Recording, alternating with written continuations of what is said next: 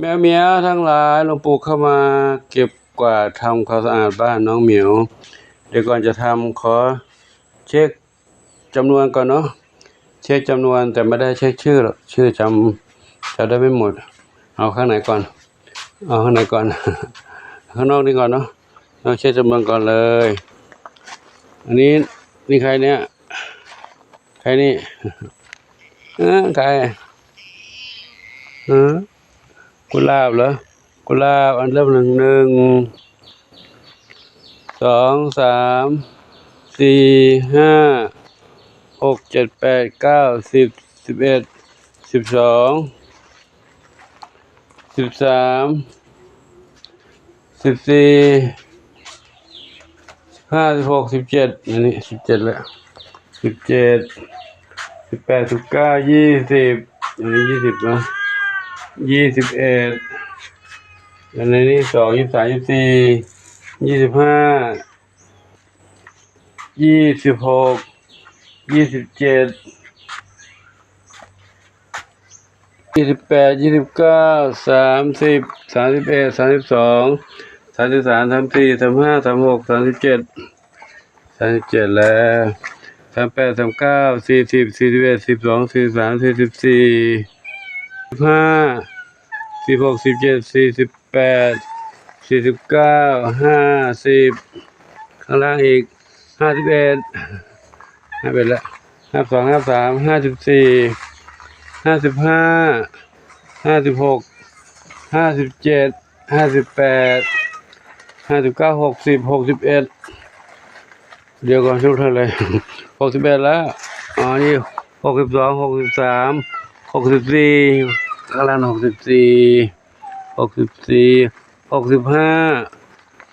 65แล้ว65แล้ว66นี่น้องวิเชียรมากเขาไม่เข้าไปข้างใน66 67 68 69 70 70แล้วลูก70แล้วนะ71 72 73 74 75 76 77 78 78แล้ว79บนนะ7980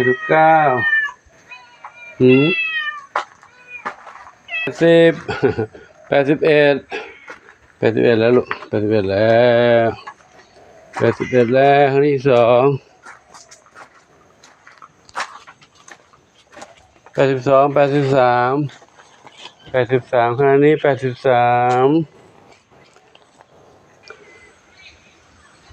84 85 86 87 88 88ข้างนอกบ้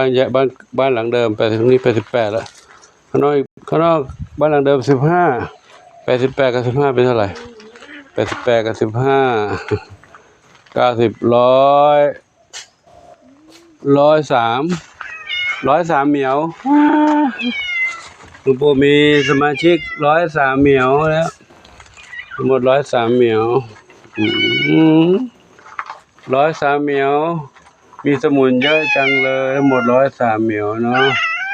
103เหมียววัดโป่งชัยเป็น103เหมียวอ๋อไม่ใช่สิ103น้องเล็กอีกบ้านใหม่นู้นอีก3ลูกน้องที่ไม่มีแม่อีก3เมื่อกี้103แล้วเป็น106 106เนาะสมาชิกน้องเหมียวทั้งหมด106เหมียว106เหมียวครับ106เหมียวเยอะจังเลยไม่รวมน้องไก่ไม่รวมน้องหมาไม่รวมน้องกระต่ายเต่าเนาะเฉพาะเหมียว106เอาละปู่ขอ ไม่กลัวกันปู่ขอนำบรรยากาศยามใกล้จะเย็นแล้วแหละให้กับทุกท่านได้รับชมกันไปเท่านี้นะเดี๋ยวปู่จะได้จัดอาหารให้เขากินทำงานเก็บกระบะทรายไปด้วยนะเพราะบ้านหลังนี้เข้าไปแล้วต้องเข้าครั้งเดียว เข้าออกบ่อยไม่ได้เข้าไปพร้อมกันเลยเกี่ยวกับกระบะทรายพร้อมให้อาหารแล้วก็น้องๆเหมียวข้างนอกก็ให้อาหารอย่างเดียวกระบะทรายเขาแค่ทำตามธรรมชาติ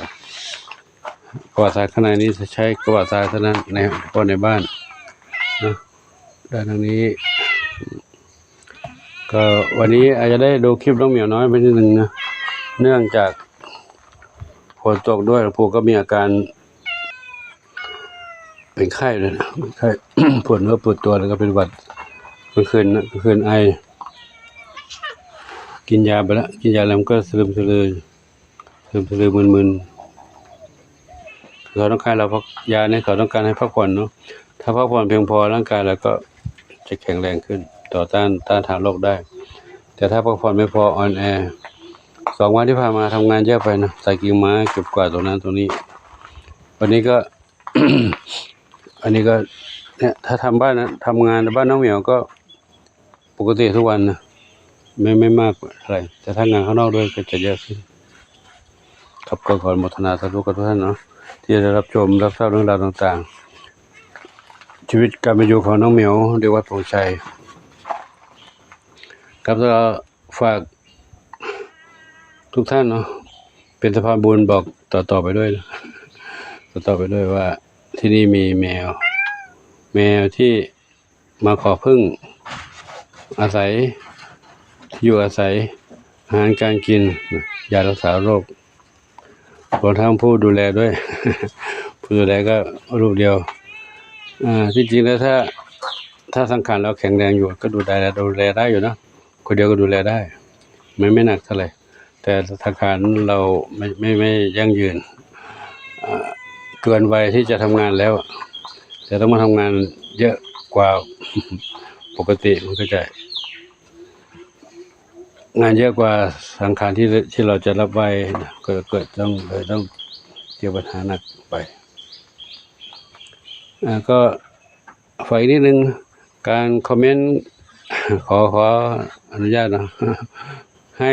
คอมเมนต์มาเกี่ยวกับน้องเหมียวกับเกี่ยวกับภายในโรงเนี้ยในวัดเนี่ยนะไม่ต้องไปพาดพิงถึงคนอื่นเด้อ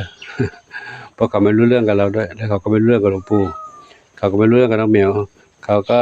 แสดงความคิดเห็นไปตามภาษาของเขานั่นแหละแต่ว่าเราไม่ต้องไปว่ากันแล้วว่ากันเดี๋ยวเกิดการทะเลาะกันเถียงกันขึ้นมาก็เป็นทุกข์ทำอะไรก็ได้ที่ไม่เป็นทุกข์ทำอะไรก็ได้ที่ไม่กระทบกระเทือนใครนะให้เราจะอยู่กันอย่างมีความสุขสร้างบุญบารมีไปให้ทานแก่แมวผู้มาขอพึ่งด้วยครับแมวเขาไม่ได้รู้เรื่องใดๆด้วยหรอกนะเขาก็ขอให้มีที่กินที่นอนแค่นั้นแหละเขาอยู่ได้แล้วเราก็เป็นผู้ดูแลแล้วก็ดูแลต่อไปให้เขาได้มีกินให้เขาได้มีที่กินที่นอนเพียรมากเขาเดี๋ยวแต่ถ้าเขาไม่ออกไปไหนได้นะก็จะไม่หนีไปไหนนะก็จะให้เขาเดินเล่นในนี้ได้นะได้แต่เราต้องป้องกันข้างนอกอย่างดีไม่ให้งูเหลือมเข้ามาให้ได้แล้วก็ไม่ให้เขาปีนออกไปข้างนอกอันนี้ก็เดินได้อยู่แต่ถ้ามันไม่แฉะนะก็หลังคาตรงนี้ ไปทำหลังคาตรงนี้ขึ้นมานะก็ยังไม่สำเร็จนะอย่างน้อยๆขอให้มีหลังคาก็ยังดีมุ้งกับตะข่ายนะยังไม่กั้นกันเลยให้มีหลังคาได้ทดแทนหลังเดิมเพราะหลังเดิมตัวนี้กั้นให้พวกพี่ๆใหญ่เขาอยู่หมดแล้ว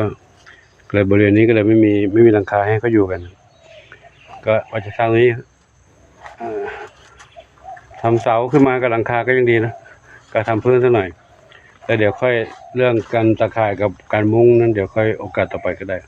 ขอให้มีหลังคาช่วงหน้าฝนเนี่ยไม่มีปัจจัยเพียงพอที่จะ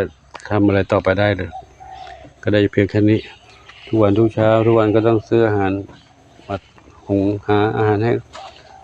น้องหมากินด้วยน้องเหมียวด้วยแล้วก็ซื้อข้าวให้ไก่ด้วยนะก็มี FC ท่านใดที่มีจิตเมตตานะจะร่วมก็ได้เชิญได้เนาะติดต่อมาที่หลวงปู่ด้วยนะโทรศัพท์0654898652หรือคนไปในนั้นก็ได้นะเบอร์ในช่องของปู่เนี่ยช่องแอลเนี่ยช่องแอลเนี่ยกันเช้าเนี่ยตรงชื่อช่องจะมีเบอร์โทรมีที่อยู่ให้นะตามนั้นเลยส่งมาตามนั้นก็ได้ถ้าท่านพี่ส่งอาหารของกินของใช้มาจะออกชื่อออกนามก็ได้หรือไม่ออกก็ได้แล้วแต่ความประสงค์ของทุกท่านนะหลวงปู่ก็จะ ให้พรตามที่หลวงปู่ได้รับนั่นแหละทุกๆพัสดุที่มาถึงส่วนทวงถึงนะการทำบุญการทำทานนั้น เอ่ยชื่อออกนามก็ได้ไม่เอ่ยชื่อก็ได้ถือว่าเราได้ก็ได้บุญได้อานิสงส์บุญแล้วนะการให้ทานนะขอความโมทนาสาธุขออวยพรทุกท่านโชคดีมีความสุขสมปรารถนาทั่วกันทุกคนทุกท่านเทินสาธุอายุวันโนสุขังพลังน้องกล้วยทั้งสี่กล้วยสี่แข็งแรงลูกเนาะจ้าครับสาธุอายุวันโนสุขังพลังเจ้า